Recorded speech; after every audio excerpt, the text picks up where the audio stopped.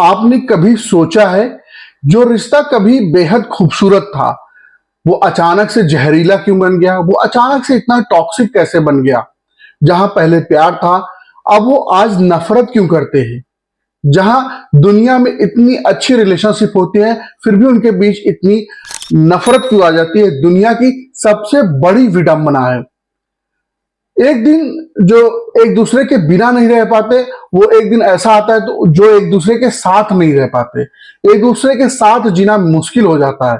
यही सवाल एक युवा शिष्य अपने गुरु के पास पहुंचा लेकर। ये सवाल एक युवा के मन में उठा और अपने गुरु के पास इस उम्मीद से पहुंचा कि वो गुरु जी उसको मार्गदर्शन देंगे, उसको उसकी जिंदगी का एक नजरिया बताएंगे। आज मैं आपको एक कहानी सुनाने जा रहा हूं, एक ऐसी कहानी जो आपके रिश्तों, आपके मन, आपकी आत्मा तक को छू जाएगी और हिला के रख देगी। दोस्तों, अगर आप चैनल पर नए हैं, चैनल को सब्सक्राइब कर लीजिएगा और बेल आइकन जरूर प्रेस कर लीजिएगा। एक दिन एक युवक अपने गुरु के पास पहुंचा, एक शिष्य अपने गुरु के पास पहुंचा और बोला, गुरुदेव, मैंने देखा है कि लोग एक दूसरे से बहुत प्यार करते हैं, लेकिन फिर धीरे धीरे उनके बीच में झगड़े शुरू हो जाते हैं और अंत में वो प्यार, जो प्यार बहुत कीमती होता है, जिस प्यार के बगैर लोग रह नहीं पाते, वो क्यों ऐसा होता है कि वो एक साथ तो रह नहीं पाते? उनके बीच में वो दूरियां क्यों आ जाती है? उनके रिश्ते में वो खटास क्यों आ जाती है? तब गुरुजी मुस्कुराए और बोले, आज मैं एक किसान से मिलने जा रहा हूं, चलो तुम्हारा उत्तर वहीं पे मिल जाएगा। गुरु जी ने जब शिष्य को बोला तो शिष्य को भी थोड़ा उत्सुकता हुई कि किसान के पास उत्तर कैसे मिल जाएगा। दोनों पास के एक गांव में पहुंचे और अचानक से गांव के घर में एक दरवाजे को खटखटाया। एक आदमी बाहर आया, उसने गुरुदेव को प्रणाम किया और पूछा, कहिए गुरुदेव, कैसे आना हुआ अचानक से? गुरु ने पूछा, क्या अब तुम्हारी पत्नी से झगड़ा खत्म हो गया है? गुरुदेव ने जब उससे पूछा तो क्या तुम्हारा पत्नी से अभी झगड़ा खत्म हो गया? गुरुजी, उस औरत से शादी करना मेरी सबसे बड़ी गलती थी। वो कभी मेरी बात नहीं समझती, हमेशा गुस्से में रहती है और मुझ में ही कमी निकालती रहती है। गुरु ने अपने शिष्य से कहा, देखा तुमने, यही है मनुष्य का स्वभाव। हर इंसान में अच्छाई और बुराई दोनों होती है, लेकिन हम केवल बुराई देखते हैं और याद रखते हैं और फिर उम्मीद करते हैं कि जीवन अच्छा हो जाए। भला बुराई को पकड़ करके अच्छाई कैसे आ सकती है? आदमी बोला, लेकिन गुरुदेव, अगर सामने वाला बुरा हो, सामने वाले में कमियां हो, तो किस तरीके से अच्छाई को देखा जाए? कैसे उसमें से अच्छाई को निकाला जाए अगर सामने वाले में बुराई ही हो?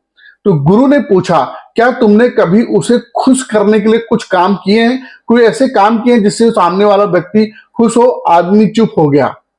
गुरु बोले, एक काम करो, उसकी एक अच्छाई को याद करो, कम से कम एक अच्छाई उसकी याद करो। आदमी बोला, जब मेरी मां बीमार थी तो उसने दिन रात सेवा की और जब मैं बीमार था तब भी उसने मेरी देखभाल की।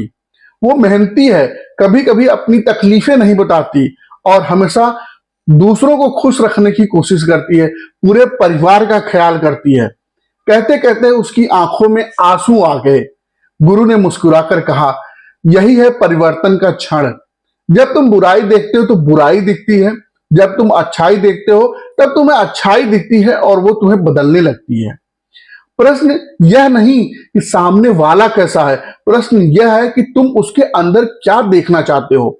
दोस्तों, आज के समय में 70 से 80% जो रिश्ते खराब हो रहे हैं वो सिर्फ इसी कारण की वजह से हो रहे हैं। अगर आपने ये कारण समझ लिया तो आप अपने रिश्ते को बचा सकते हैं, अपने फ्यूचर में जो रिश्ते आपके खराब हो सकते हैं उनके प्रति आप सजगता ला सकते हैं।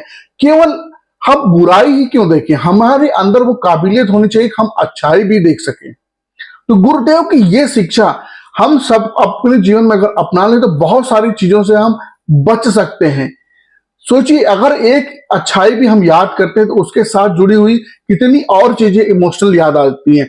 हम अपनी गलती पर खुद को तो माफ कर देते हैं, लेकिन अगर वही गलती सामने वाले से हो जाए तो हम उसको माफ नहीं कर पाते।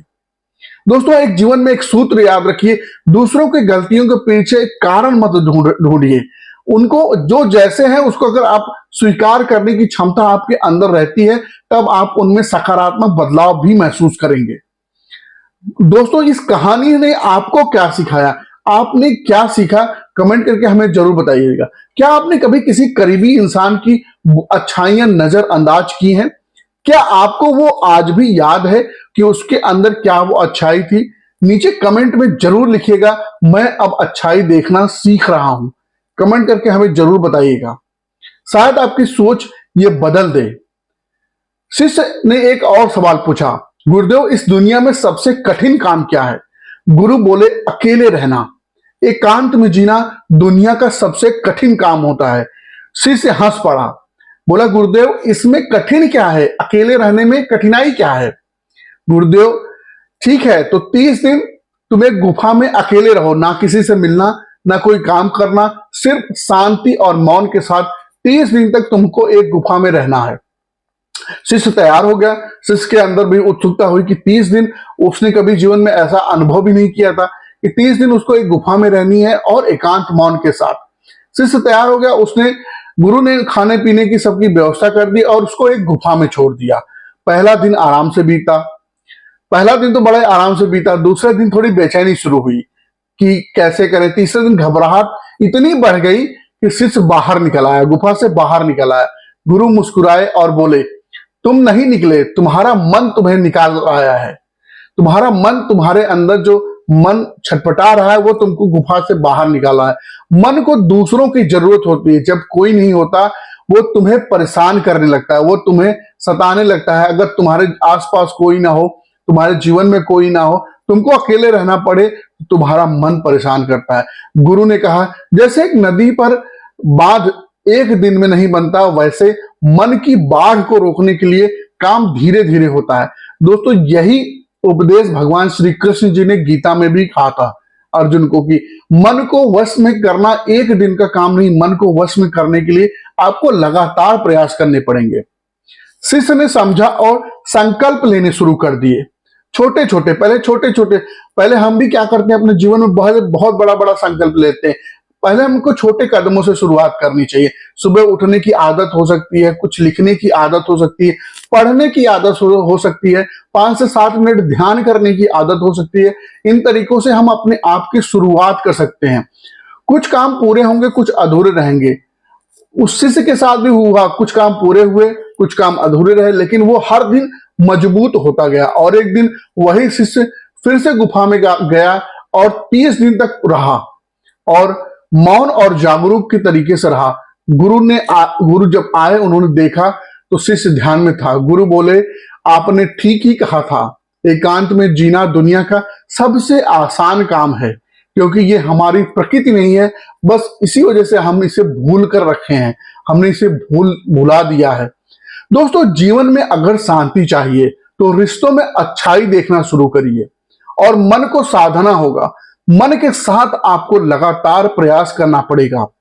हम जीवन में कुछ मुद्दों में, कुछ चीजों में उलझ जाते हैं और इतना उलझ जाते हैं कि हम जीवन का असली मकसद, असली में जीवन किस लिए हम धरती पे आए उसको ही भुला देते हैं। अपने लक्ष्य से हम भटक जाते हैं। ये आम एक चीज होती है। हम शुरू कुछ करते हैं, कहीं और पहुंच जाते हैं। जबकि सच तो यह है कि एक दिन मिट जाने वाला, सब कुछ खत्म हो जाएगा। एक दिन हम भी नहीं रहेंगे, आप भी नहीं रहेंगे। तो क्यों ना उस क्षण से पहले खुद को पहचान लिया जाए, जागे और वो बने जो हम बनने के लिए आए हैं, वो करें जो हमको करने में अच्छा लगता है।